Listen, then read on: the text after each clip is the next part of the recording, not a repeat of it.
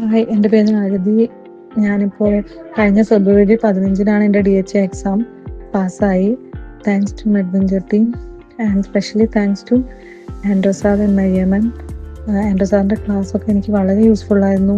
സിമ്പിളാണ്, ഏറ്റവും എളുപ്പത്തിൽ മനസ്സിലാവാൻ കഴിയുന്നുണ്ടായിരുന്നു.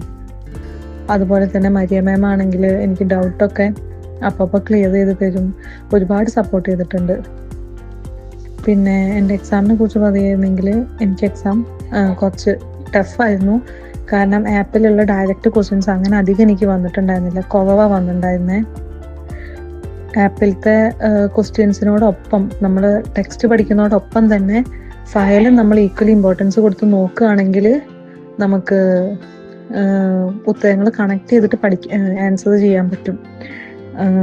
ഈക്വലി ഇമ്പോർട്ടൻസ് ആയിട്ട് രണ്ടും നമ്മൾ പഠിക്കണം. ഒരുപാട് ക്വസ്റ്റ്യൻസ് പ്രാക്ടീസ് ചെയ്യുന്നത് ആപ്പിലത്തെ ഒരുപാട് ക്വസ്റ്റ്യൻസ് പ്രാക്ടീസ് ചെയ്യുമ്പോഴാണ് നമുക്ക് കൂടുതൽ ചെയ്യാൻ പറ്റുന്നത്. പിന്നെ നോൺ ഫാർമക്കോളജി ആയിരുന്നു എനിക്ക് കൂടുതലും വന്നിട്ടുണ്ടായിരുന്നത്.